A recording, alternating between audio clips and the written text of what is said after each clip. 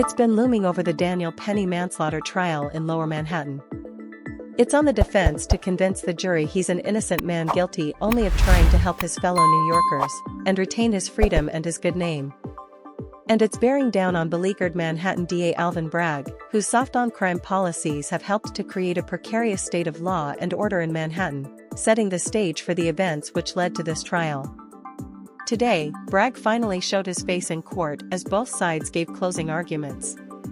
Even Monday's proceedings, which started an hour and a half late due to bickering and technical difficulties, were physically uncomfortable.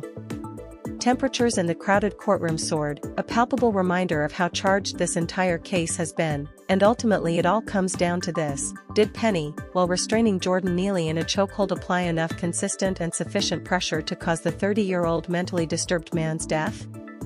In their closing remarks, the defense argued the Marine veteran, who is trained in chokeholds, did not.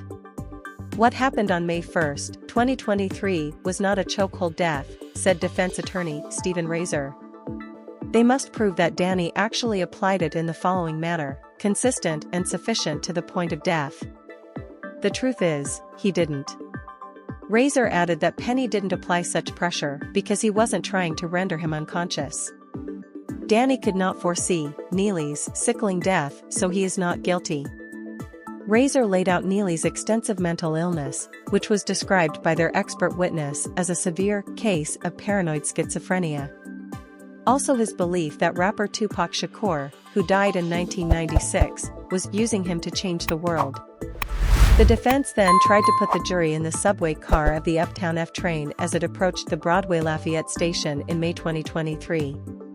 He wove a montage of witness accounts, many describing their levels of fear so as high, they created physical reactions. "You go nowhere because you can't, everyone was frozen with fear," said Razor, adding that his client stepped up, not knowing if Neely was armed. And he held him in place until the police came. And it took a long time for them to arrive. Razor brought up, again, the case of the medical examiner ruling Neely's death was from a chokehold even before all the tests, including the toxicology, had been completed.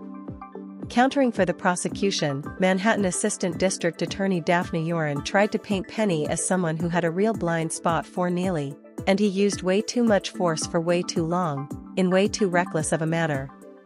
Then she went after his character and got personal.